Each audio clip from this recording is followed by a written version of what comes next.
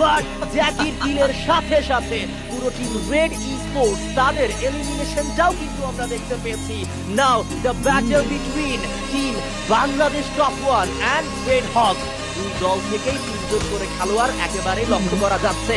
মাহফুজ মাত্র নেমেছেন, মাহফুজ মাত্র এসেছেন।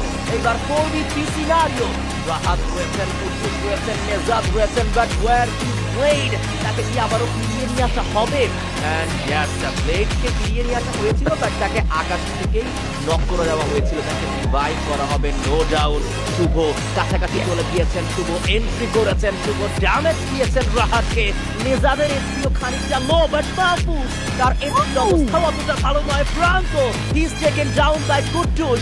কুদ্দুস ফার্স্ট ওপেনিংটা বের করেছে, বাট প্রান্তকে কি এত রিভাইভ করা যাবে কিনা? No, Kuddus double kill convert করলো and triple kill from the side of Kuddus. Last man standing রাত ভাই ওয়াইটি থেকে, and that is মেহেদী। তাকে স্পট করে ফেলা হয়েছে ইতিমধ্যেই। ওকে, ওয়াও, আরো একটা টিম এসেছে থার্ড পার্টির পরে, এবার ফোর্থ পার্টি। ফোর্থ পার্টি চলছে এখানে অ্যাকচুয়ালি বলা যায়। বাট মেহেদী যেন মাঝখানে খানিকটা বিচলিত, তিনি খানিকটা আমার মনে হয় কমফোর্টেবল নয়। এইচপি অনেকটাই লো, বিদায় নিবে রাত ভাই ওয়াইটি।